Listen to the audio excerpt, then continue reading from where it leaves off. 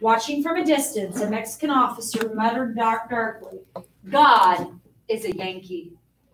Why would this general say God is a Yankee? Why would this Mexican general say that when the Americans took over Mexico City?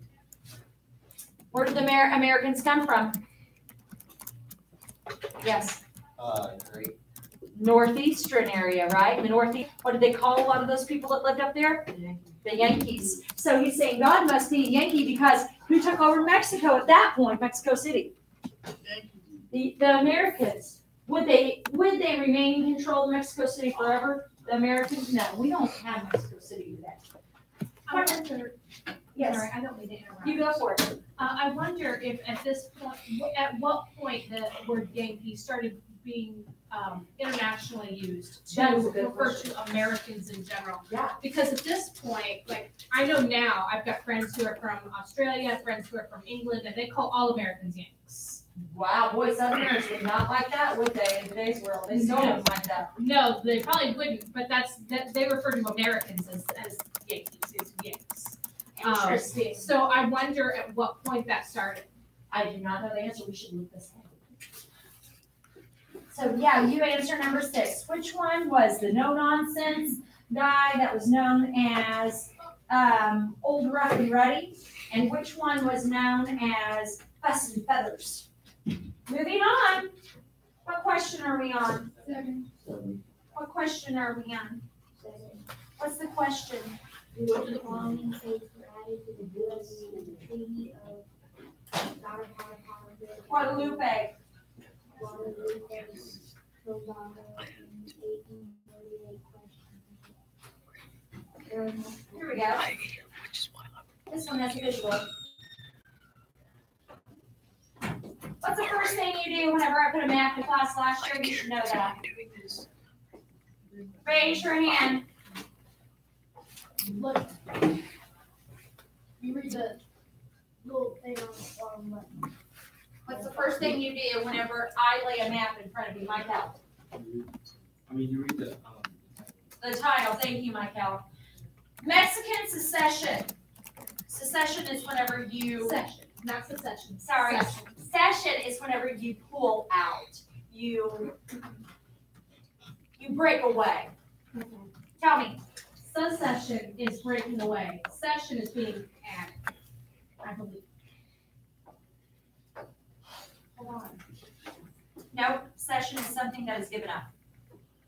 It's right here. Okay. So Okay, today, so giving up, yeah. So secession is breaking away. Session is giving up. to secede somebody is to fall. Wow. So this is hard to say. Session is to break away. He just fell in. To give up. Mexico is ceding an area. Yes. It's not the area pulling away from Mexico, it is Mexico giving it up. That's the difference. Yep. Here we go, guys. Look up here at the map. Mexican cession and Gaston Purchase. If you look, here we have Mexico, here we have the U.S. and territories the U.S. would gain. The slanted lines is representing the lands that was ceded by Texas to the U.S. in 1845. This area that is dotted was ceded by Mexico in 1848. The ones that were dotted. Given up to the United States in 1848. Texas, remember, gave itself up to the United States in 1845. The Gaston Purchase would give the U.S. this land in 1853. Okay, so let me read.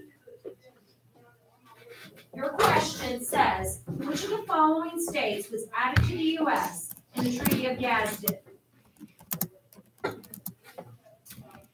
The Treaty of Guadalupe, Hidalgo in 1848. There are multiple answers. Okay, let me read. In early 1848, Mexico and the United States signed the Treaty of Guadalupe, Hidalgo. Mexico agreed to give up Texas in a vast region known as the Mexican Cession. A cession is something that is given up. This area included, are you ready? Yes. Under the Hidalgo Treaty, what was given up? California, Nevada, Utah, Arizona, New Mexico, parts of Colorado, and parts of Wyoming. Not all of them might be as an option. Even if it's only parts, yes. And they're up here. What is representing those that were obtained by the U.S. through this treaty? Is it the ones with the slanted lines, with the dotted lines, or this green area? Think about it.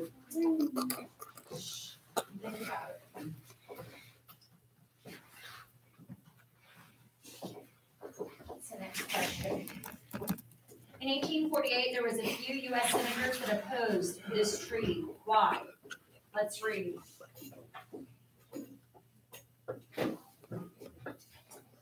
In Washington, a few senators spoke to oppose this treaty because the U.S. had agreed to pay Mexico $15 million for this land. But you have to remember, Mexico was having to give up half of all of its territory.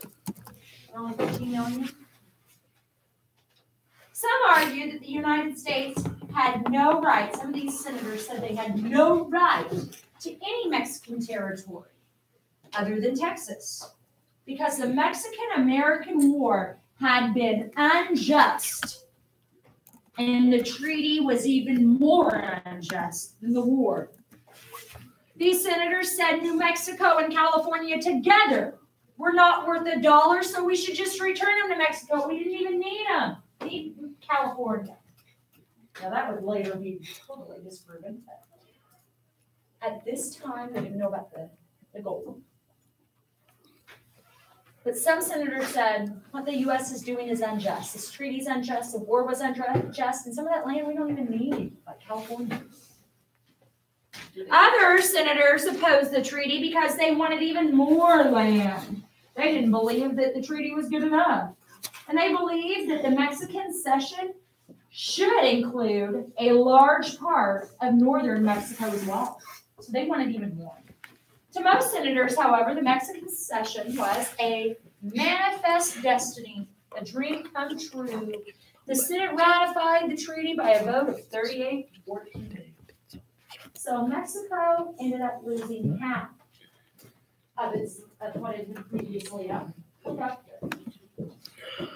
At one point, Mexico owned all of that. And now all of this has become what? The U.S. through the Treaty of Guadalupe. Let me get it right. Hold up. Guadalupe Hidalgo. We're on number 8. Oh, yeah, we already did 9. The U.S. Senate ratified the Treaty of Guadalupe Hidalgo by a vote of 38-14. You should have that one done too. You want me to reread that last part? Yeah. Like you can on the test? To most senators, however, the Mexican secession was a manifest destiny, dream come true. The Senate ratified the treaty by a vote of 38-14.